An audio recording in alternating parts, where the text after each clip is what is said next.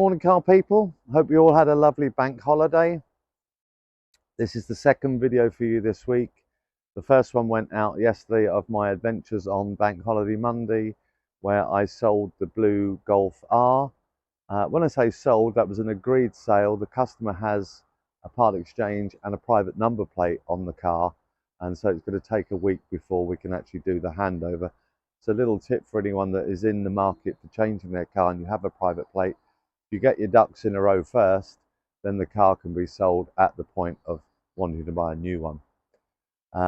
We went down to the south coast, down to Plumpton, to buy this lovely DB9 convertible here, and then I had to race back to another customer who was coming to view the Evoque that we had for sale. They were able to purchase that car and drive it away on the day.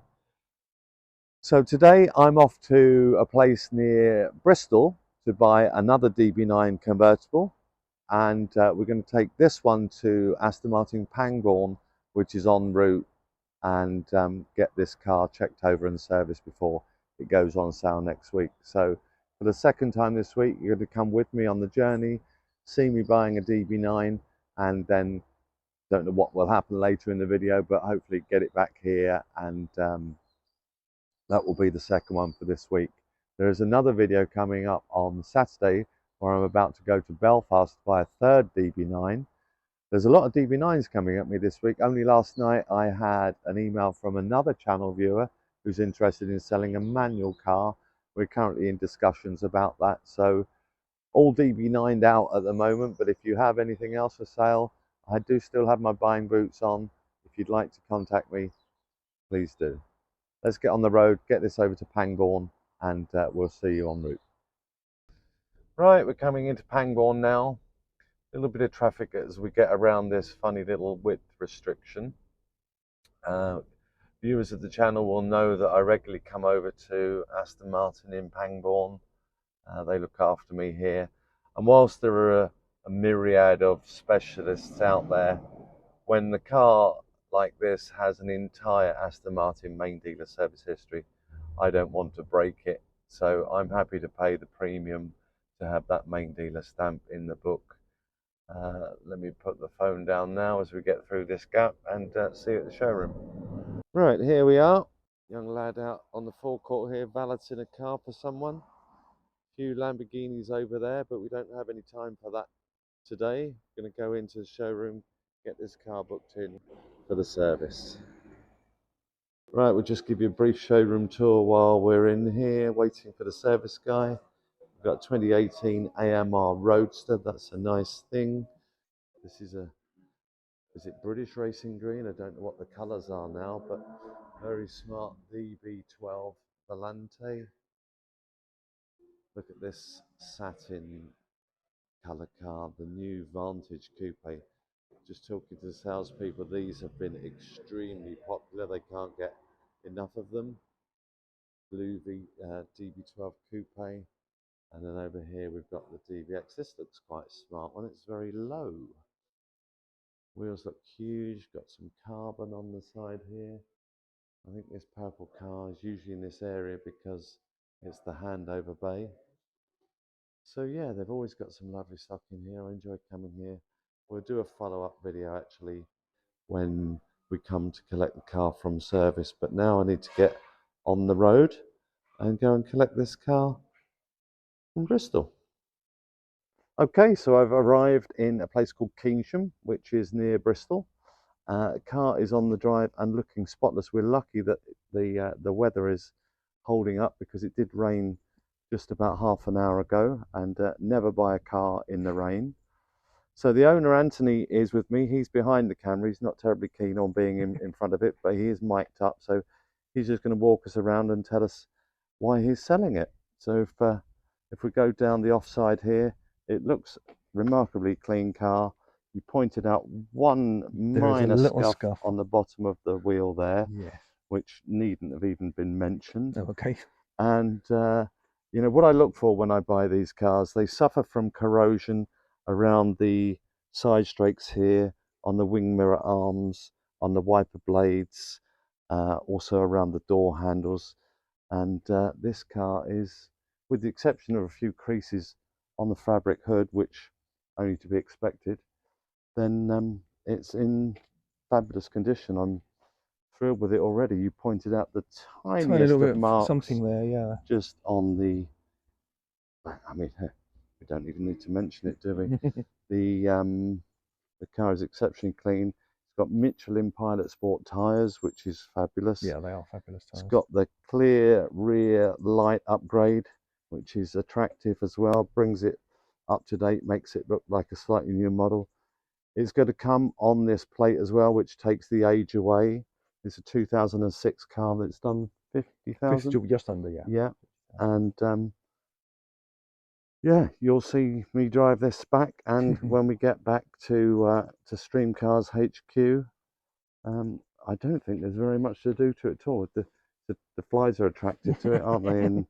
In this weather, it is a fabulous looking car. Really nice example. Just noted the tiniest of pimples on the front there, but again, you know, I mean, what's this? 20-year-old car, isn't it? 18. 2006, Yeah, 18 years old. Yeah. So, yeah. Right. Well, we're going to go in and finalise the paperwork, and I'll pay the money, and then we're going to get back on the road. So, see you at the next part of the video. Right, we're inside Anthony's study. I have to say, I'm not going to film around because it's private, but this chap is extremely organised, and really, so is the car history. The Aston Martin stamps right through the book all the way until up to 2020. Unusual because in COVID, often that service stamp is missing. He then purchased the car at a garage in Wales, and it was serviced. Don't recognise that stamp there, it's slightly smudged, but he has had it since serviced at his local specialist. You were telling me about that, Anthony. Yeah, there's a guy that works there. He looks after the servicing department for one of the local Jaguar dealers, and then he does work evenings and weekends for people who have got Jaguars and Aston Martins and the other similar engine types. So he's looked after it, tutted a lot, went back through the book and said, why did the Aston Martin dealers never do this, this, and this? And so it's had, you know, cabin filters, the full set of points, which cost a fortune, as you probably know. Coils changed. Coils done, yeah, the coils, yeah. Yeah. Yeah, or handbrake pads, the normal brakes. He did the lot. Air filters. That's lovely. And then we've got a V5 and a full complement of invoices and MOTs, etc. Tell us what you did with the key. Oh, right, yeah, I got the key. Now, these are the kind of things that I like. And anyone that knows their Aston Martins knows that the key fob is actually a Volvo item. When you take the leather off, you get the Volvo sign on the back. So that wasn't good enough for you, Anthony, was it? What did you do? You've got the master key, which does still have the vinyl on the back. However, being a Jaguar owner previously, the Jaguar key fobs are, as you can see from the layout of the buttons, identical. Yeah. And it's a common thing for Aston Martin owners with the keys that are of the old style to just move the innards into the Jaguar key fob that we know and love. And it looks much smarter. It does. So this, guys, gives you a flavour, doesn't it, of the condition of this car and how well it's been kept. I am delighted to be able to buy it, and you'll see it back on my forecourt very soon once I've done my checks and inspections and servicing, etc. So check back later in the day for the conclusion of this video, and we'll see you back home. So, unlike Monday, where we had a very unsuccessful pit stop at that pub in Plumpton, Anthony recommended a place called the Lockkeeper, and we were on our way there, but we've happened across this lovely little pub called the Brass Mill. And so we've had a pit stop here, and I can highly recommend it. Lovely little courtyard, beautiful pub inside, very clean and excellent service. And now we're going to get back on the road and back to Bagshot. There's the car over there. Obviously I did all my checks when I picked up the car, but I didn't put it on camera. But something worth noting is that when you turn that music down, when you're buying a car, always check that all the dashboard lights come on and go off appropriately. And this car's had a new battery, so it starts on the button and there. We're ready to go. Okay, let's get on the road. Okay, so the final part of the video, we're back now. We had a quick pit stop for 70 quid's worth of super unleaded, and then onto the M4. Fantastic drive back, no traffic whatsoever, back in an hour and a half. The car drives beautifully. Looking around the cockpit, the leather on the top roll is nice. There's no stretching or sagging, no marks on the leather, no scratches on the door cards. It is an exceptional example. It's got overmats as well. The bonus that I found is the Lin Hi-Fi, which is an upgrade Hi-Fi. So that's another nice touch. You'll go a long way to find a car as nice as this for this age and mileage. So I'm just going to do a few final touches, then it will go onto the channel for sale. So if you're interested, please hook me up with an email. And if you've liked this video, please like and subscribe.